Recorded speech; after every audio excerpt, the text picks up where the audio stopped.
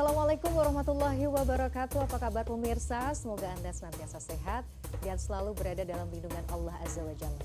Alhamdulillahirrabbilalamin, senang sekali saya Mbak Diah Rahma hari ini kembali menjumpai Anda dalam program Gapai Kemuliaan.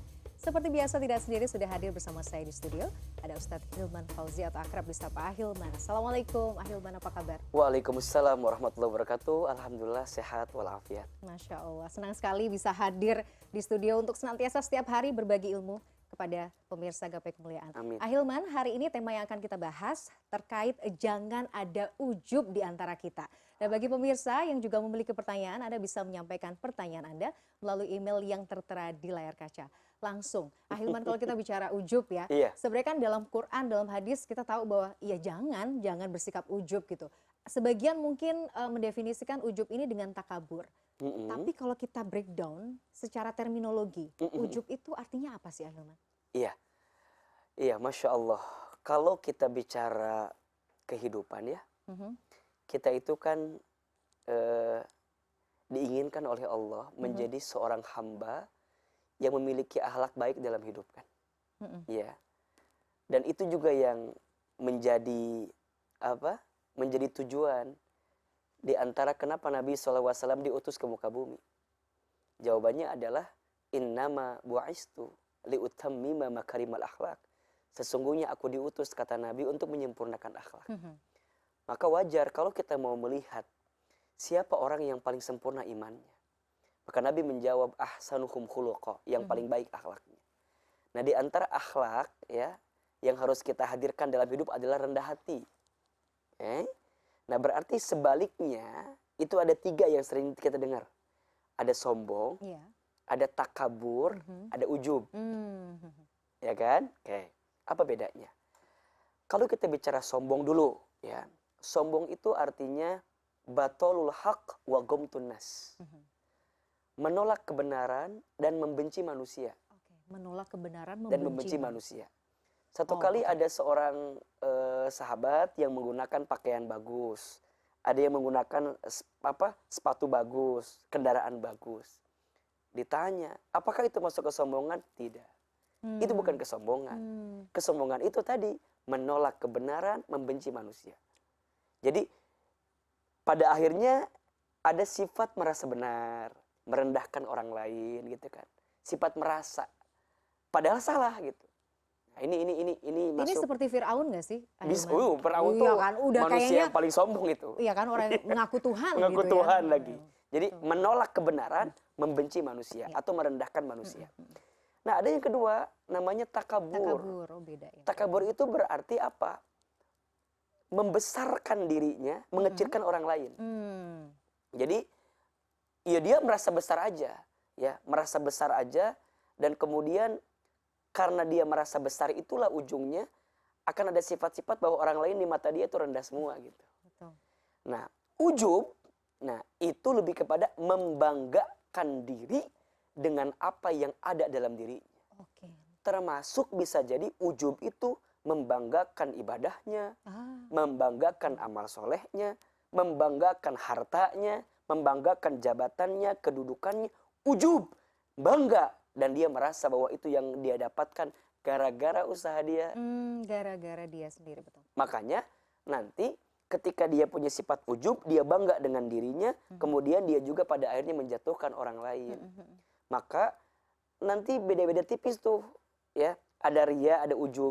Ketika beramal kan kalau ria itu ingin dilihat oleh orang lain ya. Nah, kalau ujub dia beramal dan dia merasa bahwa amalnya gara-gara dia gitu. Pengen juga dilihat orang lain. Nah, tambah-tambah lagi dosanya gitu ya. Kalau tidak salah Hilman, koreksi kalau salah. Dalam hadis disebutkan juga kalau ujub itu juga bisa membawa pada kebinasaan selain kikir dan juga hawa nafsu. Betul. Sebegitu luar biasa beratnya ya. Luar biasanya. Iya kan kata Nabi ada 3 hal yang akan menghancurkan hidupmu. 1, hawa nafsu yang diperturutkan. Kemudian 2, rasa pelit yang dihadirkan. Dan yang ketiga, rasa bangga terhadap diri sendiri yang menjadi kebiasaan. Jadi kan orang ujub itu karena dia merasa bahwa apa yang dia dapatkan itu semata-mata karena usaha dia kan. Padahal mohon maaf, tidak ada yang kita punya dalam hidup kecuali semua dititipkan oleh Allah Subhanahu wa taala. Nah, bagaimana mungkin dia bisa ujub dengan apa yang dia miliki, dengan apa yang dia dapatkan, sedangkan dia mendapatkan sesuatu itu dari Allah Subhanahu wa Ta'ala. Maka pada akhirnya wajar kalau ujub itu membinasakan. Kenapa? Karena hilang ininya, cara pandang hidupnya udah hilang. Yang pada akhirnya ini konsekuensinya ya. Kalau dia sukses, dia akan sombong, akan ujub. Kalau dia gagal, dia akan putus asa. Sehingga dua keadaan ini kan mengantarkan pada keburukan. Ujubnya ketika sukses, gagalnya putus asa ketika dia tidak mendapatkan apa-apa. Sehingga dia tidak bisa menemukan hikmah di balik kejadian yang dia dapatkan. Maka wajar, ujub termasuk 3 hal yang apa? Yang akan membinasakan seseorang. Dahsyat sekali. Jadi harus hati-hati sekali Harus ya. hati-hati. Kadang-kadang soalnya suka nggak kerasa Ahilman. Maksudnya gini, kadang-kadang rasa bangga itu kan bukankah hal yang wajar misalnya, manusiawi begitu ya. Sudah bisa melakukan sesuatu atau kita achieve sesuatu, alhamdulillah, oh ternyata bisa juga ya gitu. Batasannya kadang-kadang seperti apa ya Ahilman? Boleh nggak kita juga bisa merasa bangga atas apa yang kita peroleh atau atas apa yang kita miliki gitu? Iya. Bedakan antara bersyukur dengan ujub. Bedakan antara tahadduts bi ni'mah ya dengan ujub, beda ya. Kalau kita misalnya berusaha gitu ya sesuatu, kemudian kita mendapatkan sesuatu itu, nah maka orang bersyukur itu paham bahwa yang dia dapatkan adalah nikmat dari Allah. Makanya nanti ada 2 kalimat yang sering kali kita harus pahami Mbak Mila. Ada ni'mat, ada nikmat. Itu kan pernah kita bahas juga ya. Ni'mat pakai ain artinya pemberian yang mengarahkan pada kebaikan. Kalau nikmat itu sebaliknya, benar dikasih tapi menjerumuskan dia pada keburukan. Nah, orang yang bersyukur adalah orang yang berterima kasih kepada Allah atas apa yang dia dapatkan. Orang ujub tidak. Semuanya serba aku. Serba aku. Tahadus bin nikmah berarti kan dia bersyukur, dia mengucapkan alhamdulillah. Maka dimulai dengan alhamdulillah, hadza min fadli rabbi. Bahkan dalam keterangan lain, jika dikasih sesuatu yang enak, membahagiakan, alhamdulillahilladzi bi ni'matihi tatimmus sholihah. Kalau dikasih sesuatu yang barangkali enggak sesuai, alhamdulillahi ala kulli hal. Jadi semuanya dikembalikan kepada Allah. Baiknya karena Allah. Kalaupun ada yang tidak baik, memang ini karena usaha kita, tapi hakikatnya Allah yang mengizinkan. Pasti ada kebaikan walaupun di balik sesuatu yang kita anggap tidak baik. Tapi kalau orang ujub nggak begitu. Dia akan merasa bahwa ini semua akibat saya, karena saya. Kan itu yang Allah hukum kepada Qarun. Iya. Qarun itu kan awalnya nggak punya apa-apa. Kemudian dengan izin Allah dikasih harta. Tapi Qarun lupa. Ketika hartanya diperbanyak, banyak, dia merasa ketika ada orang yang minta, apa kata Qarun? Ya lu kerja dong. Aku begini kan gara-gara usaha aku, kan gitu. Itu diibaratkan. Dan mohon maaf ya. Kalau kita ngukur cintanya Allah itu, jangan diukur dengan urusan dunia yang diberikan gitu. Iya, betul. Engkau kaya, bukan berarti engkau dimuliakan. Engkau miskin, bukan berarti engkau dihinakan. Karena ukuran kemuliaan dalam pandangan Allah bukan kekayaan, bukan kemiskinan. Tapi apa? Inna akramakum indallahi atqakum. Sesungguhnya yang paling mulia di antara kamu sekalian, kata Allah, siapa? Orang yang bertakwa. Berarti ketika dikasih harta dia kaya bertakwa, bagus. Ketika dikasih miskin tapi dia tetap bertakwa kepada Allah, tetap bagus. Karena itu adalah pandangan kemuliaan dalam pandangan Allah Subhanahu wa Ta'ala. Maka jangan membatasi kemuliaan dengan urusan dunia. Karena dunia ini tidak ada lebihnya daripada selebar apa? Selebar sayap nyamuk katanya. Jadi kalau bukan selebar daun kelor ya. Bukan. Ini sayap nyamuk yang kecil itu kan kecil. Sekecil itu. Sekecil itu dunia itu. Ya maka kembali kepada poin tadi. Mana mungkin kita bisa ujub dengan apa yang bisa kita dapatkan hari ini. Lebih baik bersyukur. Belajar dari Qarun. Qarun kurang kaya apa coba? Itu kunci berangkasnya harus dibawa oleh 70 orang, bayangkan saking banyaknya. Maka mohon maaf kalau kita ngajar harta sekarang ketinggalan zaman. Qarun udah lebih duluan ya. Oke. Iya kan? Betul. Yang sehingga membuat kita lupa dari Allah ya. Sayanglah. Oke, kita akan bahas ya ya. Terkait kiat-kiat supaya kita nggak nyerempet ke ujub ya. Pemirsa jangan kemana-mana, Gapai Kemuliaan akan kembali sesaat lagi.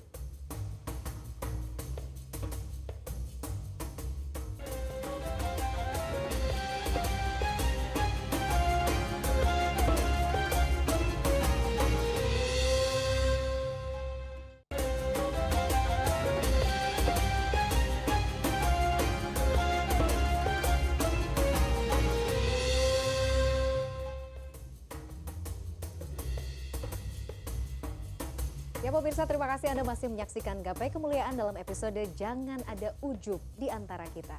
Kita lanjutkan tadi, Ahilman, pertanyaan saya di segmen sebelumnya. Gimana ya supaya kita nggak nyerempet lah ke arah-arah ujub ini? Karena kan ya itu tadi, maksudnya kita tuh hidup di lingkungan yang sudah sangat digital sekarang. Apa-apa tuh pemikiran modern, pemikiran liberal tuh kan juga sudah ada di mana-mana. Yang menganggap semuanya itu ya karena kita gitu loh. Gimana ya supaya kita tetap bisa menyerahkan ini tuh memang karena karunia Allah gitu. Iya, ada 4 yang bisa kita lakukan. Yang pertama adalah rendahkan diri kita di hadapan Allah. Bahwa ya tidak ada yang paling besar dalam hidup ini kecuali Allah. Ya. Saat kita sholat, sebenarnya kita diajarkan untuk itu kan. Ketika kita mengucapkan kalimat Allahu Akbar, apa maknanya? Allah Maha Besar. Kita kecil gitu. Nah, jika kita memahami bahwa kebesaran Allah itulah yang menjadikan kita pada titik ini, maka kita akan bisa lebih akan bisa lebih merendahkan diri gitu ya di hadapan Allah. Jadi depan Allah harus rendah diri, depan manusia rendah hati. Ya kan? Jadi ya udahlah kita nih kalau bukan karena Allah yang nutupin aib-aib kita, ya apa yang bisa kita banggakan. Bahkan ya kalau seandainya setiap aib kita dibuka dan langsung dikasih azabnya di saat itu, habis kita, binasa kita kayaknya. Binasa kita. Apa yang bisa kita banggakan? Maka yang pertama adalah jadikan dalam benak kita tidak ada yang lebih besar dalam hidup ini kecuali Allah Subhanahu wa taala. Yang kedua, tentu tujuan hidup harus diluruskan. Untuk apa? Mendapatkan ridhonya Allah, bukan ridhonya manusia. Untuk mendapatkan penilaian Allah, bukan penilaian manusia. Iya. Banyak orang yang memperturutkan hawa nafsunya, kemudian dia jadi ujub dalam hidup, kan ingin dapat penilaian dari orang kan. Si fulan pintar, si fulan kaya. Itu kalau nggak ada ilmu tuh rasanya terbang. Iya kan? Ya? Iya. Padahal kan, gitu. ya mereka ini kan bumbu dalam hidup ya. Pujian dan cacian itu kan tidak akan mempengaruhi penilaian Allah kepada kita. Terus bagaimana harus menyikapi ujian itu tadi dan juga cacian misalnya ada orang yang nggak suka gitu, supaya kita juga yang ya udahlah biasa-biasa aja gitu. Jadi dipuji tidak terbang, dicaci tidak tumbang, tidak silau dengan pujian, tidak galau dengan cacian. Bicara tentang pujian, hati-hati karena banyak nyamuk mati akibat tepuk tangan kan. Iya. Iya kan? Jadi ketika orang memujimu, bukan berarti karena engkau hebat, tapi karena Allah nutupin keburukanmu, sehingga yang kelihatan adalah kebaikanmu, kan gitu. Tapi juga hati-hati dengan cacian. Jadikan setiap hinaan, cacian adalah lembar evaluasi diri untuk kita. Jika yang disebutkan itu benar, ya perbaiki. Jika yang disebutkan itu salah, ya udah hati-hati. Jangan sampai kita masuk kategori yang seperti orang sangkakan kepada kita. Clear. 1, ingat kebesaran Allah lebih besar. 2, pastikan ridho Allah adalah tujuan hidup kita yang paling utama.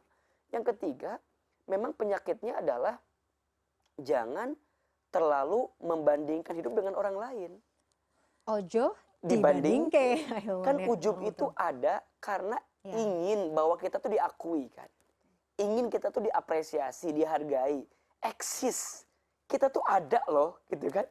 Padahal, ya mohon maaf kalau kata Imam Ali bin Abi Thalib, jangan terlalu sibuk menceritakan tentang dirimu kepada orang lain.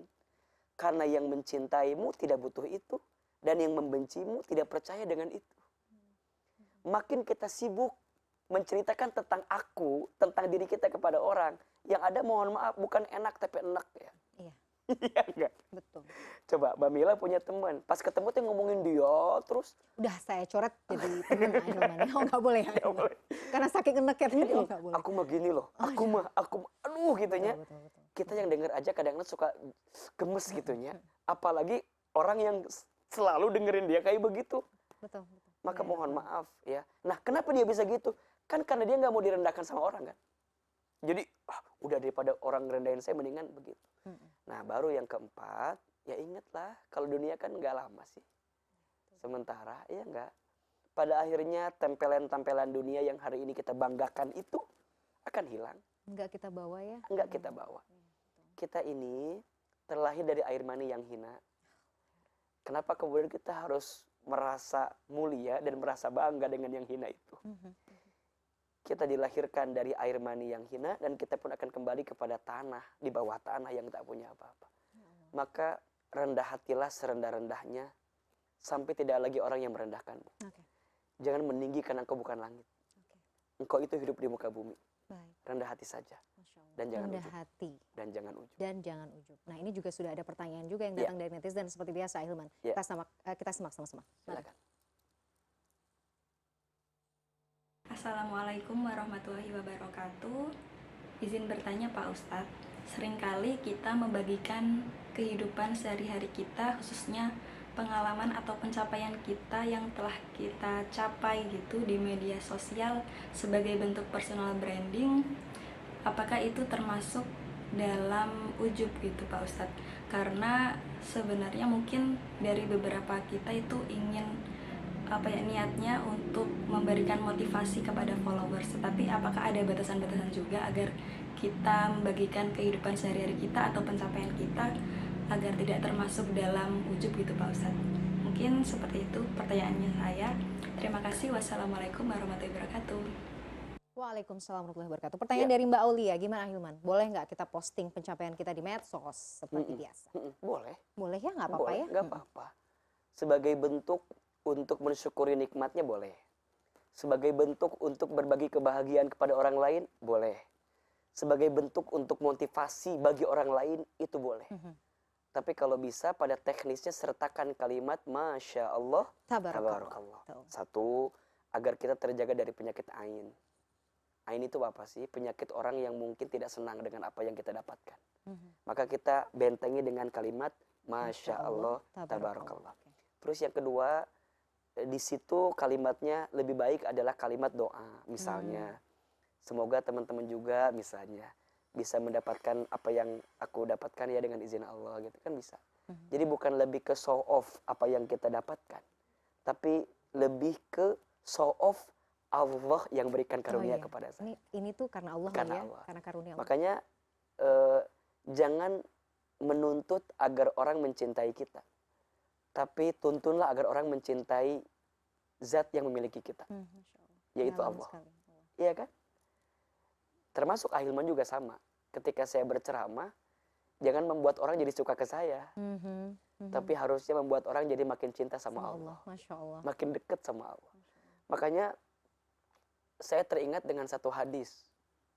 Ini hadisnya agak ngeri-ngeri sedap, tapi harus saya sampaikan. Apa itu Ahilman?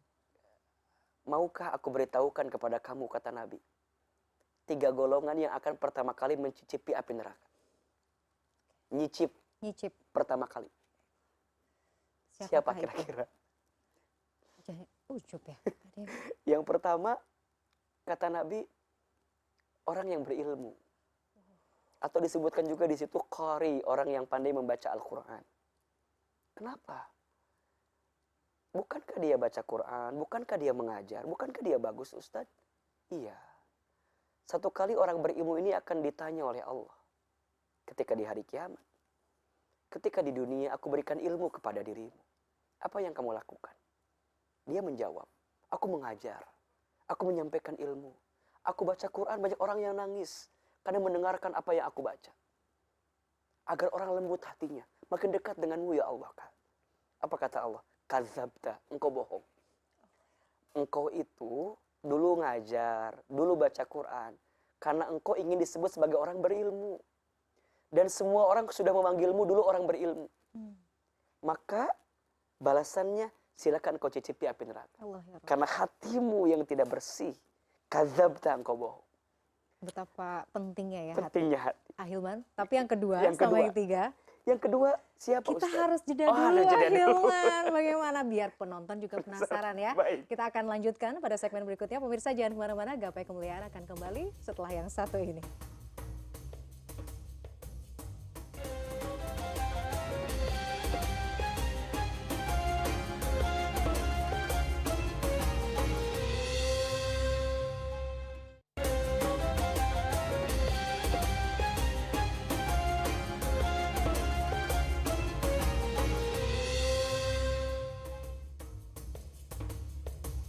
Pemirsa, terima kasih Anda masih menyaksikan Gapai Kemuliaan dalam episode Jangan Ada Ujub di Antara Kita.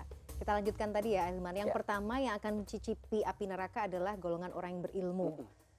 Nauzubillah min dzalik ya, jangan sampai ada rasa-rasa Ya. seperti itu dalam hati kita. Yang kedua apa, Hilman? Iya, yang kedua itu orang yang dermawan. Hati-hati Jadi- betul nih soal hati ini, harus Jadi hati-hati yang betul. pertama Oke. kan al-alim ya, orang yang Al-alim. dikasih ilmu gitu. Yang kedua dermawan. Orang yang dikasih harta kemudian dia berbagi kepada orang lain. Nanti dia bertemu dengan Allah, ditanya sama Allah. Ketika di dunia aku berikan harta kepadamu, apa yang kamu lakukan? Aku berinfak ya Allah. Aku bersedekah ya Allah. Aku berbagi ya Allah. Apa tujuanmu? Iya ya Allah. Aku berbagi agar orang lain bahagia, agar orang senang, agar mereka dekat denganmu ya Allah. Dan seterusnya dan seterusnya. Apa kata Allah? Kadzabta, engkau bohong. Engkau itu dulu berbagi karena ingin disebut orang dermawan. Dan semua orang udah memanggilmu orang dermawan. Sekarang cicipi api neraka. Ada yang ketiga. Siapa? Al-abid. Orang yang rajin ibadah. Aduh. Kok bisa Ustaz rajin ibadah? Iya. Kok bisa? Iya. Nanti ketika hari kiamat dia berjumpa dengan Allah, ditanya. Dulu aku berikan raga kepada dirimu. Berikan usia kepada dirimu. Apa yang kamu habiskan? Aku ibadah ya Allah. Untukmu, karenamu. Kata Allah apa? Kadzabta, engkau bohong. Waktu engkau ibadah, engkau hanya ingin disebut orang yang soleh. Dan semua orang memanggilmu sebagai orang yang soleh. Maka masuklah ke dalam api neraka. Cicipin api neraka. Ini bicara hati. Lihat Mbak Mila. Tuh. Maka Nabi pernah menyampaikan kalimat seperti ini. Yang aku takutkan pada diri umatku, selain dia berbuat dosa, kalaupun dia tidak berbuat dosa misalnya, yang aku takutkan satu sikap yang ada di hatinya. Apa? Ujub. Apalagi ya Rasulullah, ujub. Apalagi ya Rasulullah, ujub. 3 kali Nabi menyampaikan ujub, ujub, ujub. Kenapa? Karena orang yang berbuat dosa, dia mengakui dosanya, dia menyesal dengan dosanya, kemudian dia bertobat, maka Allah cintai dia. Innallaha yuhibbut tawwabina wa yuhibbul mutatahhirin. Tapi mohon maaf, ada orang yang merasa soleh, ada orang yang merasa rajin ibadahnya, dan dia merasa bahwa dia sudah memberikan segalanya, tapi hatinya bukan karena Allah, malah dia membanggakan dirinya, merasa lebih baik, orang tidak baik. Maka mohon maaf, sifat itu yang menjerumuskan dia ke dalam siksa api neraka. Maka ada kalimat yang menarik dari Ibnu Qayyim al-Jauziyah rahimahullah. Kata beliau, ada seseorang yang kelihatannya berbuat amalan surga, tapi ternyata dia dimasukkan ke dalam api neraka.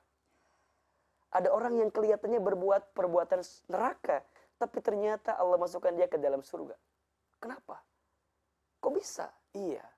Ternyata ada orang yang kelihatannya baik, dari kebaikannya ternyata ada terbersit ujub, ria, takabur, sombong gitu. Dan itu nggak dibersihkan oleh dirinya. Ternyata masuk ke dia ke dalam api neraka. Jadi pembersihannya salah satunya apa? Istighfar. Itu juga Istighfar, terus. niatnya dilurusin Niat, oke. terus. Nah, tapi ada orang yang terkesan berbuat buruk, tapi dia malah masuk surga. Nah, itu. Kenapa? Karena saat dia berburuk-buruk, dia langsung takut sama Allah. Dia khawatir dengan siksanya Allah.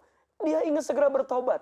Nah, ingin segera bertobatnya itu, sehingga kemudian dia bertobat, dan kemudian Allah ujungkan kehidupannya saat itu, maka pada akhirnya dia masuk ke dalam surganya Allah subhanahu wa ta'ala. Makanya kan ada kisah yang menarik tuh. Ada seorang pemuda yang pernah membunuh 99 orang. Iya kan? Iya, iya. Dia bertanya sama gurunya. Kata gurunya, dia bertanya, wahai guru, apakah aku yang sudah membunuh 99 orang bisa diampuni? Apa kata gurunya yang pertama? Nggak bisa. Maka dia kesal, bunuh satu lagi tuh, jadi 100. Oke. Terus singkat cerita dia ketemu dengan guru yang lain. Ditanya, wahai guru, saya udah bunuh 99 plus 1 nih. Tadi yang terakhir guru saya bunuh. Jadi korban. Terus dia nanya, bisakah saya diampuni? Apa kata gurunya? Bisa. Gimana caranya? Temui guru yang lain di tempat lain. Maka singkat cerita pemuda ini berangkatlah ke tempat gurunya yang lain. Di tengah jalan meninggal. Oh iya. Ada tarik-tarikan itu maka malaikat ya, ini Hilman. ada Iya. malaikat rahmat, ada malaikat azab kan. Dua-duanya nih istilahnya kalau sekarang itu saling diskusi lah. Saling bertukar pendapat. Negosiasi. Negosiasi. Kata malaikat rahmat, dia ahli surga. Kenapa? Karena dia sedang berjalan menuju kebaikan. Kata yang malaikat satu lagi, enggak bisa. Dia bunuh orang banyak. Enggak mungkin dia masuk surga. Maka bertanyalah, kemudian Allah berikan ketetapan kepada dirinya. Apa? Coba kata Allah ukur. Kira-kira itu tempat meninggalnya lebih dekat kemana? Lebih dekat ke tempat tujuan kebaikan atau lebih dekat ke tempat asal dia berangkat? Ketika diukur, ternyata lebih dekat ke tempat tujuan. Masya Allah. Apa katanya? Ahli surga. Allah, ya. Kenapa? Karena dia sedang menuju pada kebaikan-kebaikan itu. So, singkat ceritanya adalah bersihkan hati. Kita nggak pernah tahu sisi kebaikan mana yang malah menjerumuskan kita kepada neraka. Oke, Ahilman bicara soal Tapi juga tadi ya. yang buruk juga harus menguatkan hati. Boleh jadi Allah ampuni dan kita minta ampun Oke, sama soal Allah. amalan nih. Iya. Kalau misalnya kita khawatir ini jadinya malah ujub atau riya, boleh nggak kita lakukan aja secara sembunyi-sembunyi untuk mengurangi potensi Salah itu? satunya. Oh, oke. Makanya di antara amalan yang juga harus kita perhatikan adalah ketika beribadah, belajarlah untuk punya amalan rahasia. Ya, oke. Tidak harus kemudian misalnya, mohon maaf ya, ada yang harus ditunjukkan, ada yang harus disembunyikan. Ya, misalnya kan sekarang memang dunia sosmed ya. Ya. Segala sesuatu maunya ditampilkan. Tuh. Kalau niatnya baik sah-sah saja. Tapi kalau di dalam itu ada niat ingin, nah dalam tanda kutip ingin dilihat, ingin dipuji, ingin diapresiasi, mendingan gak usah. Oke. Maka sebaiknya belajar merahasiakan amal jika kita khawatir dari amal itu mengarahkan kita pada ujub. Itu salah satunya. Itu salah satunya. Masya Allah, Ahilman. Rasanya masih mau lanjut. Tapi waktunya harus sudah berakhir, Ahilman. Allahu Masya Allah. Pemirsa, tidak terasa ya kita sudah sampai di penghujung program Gapai Kemuliaan. Semoga apa yang sudah kita diskusikan hari ini bisa menjadi bekal untuk bisa menjalani hidup yang lebih baik lagi. Amin ya rabbal alamin. Saya Meladia Rahma dan juga Ustaz Hilman Fauzi undur diri. Insya Allah kita akan bertemu lagi pada Gapai Kemuliaan berikutnya. Wabillahi taufiq wal hidayah. Wassalamualaikum warahmatullahi wabarakatuh.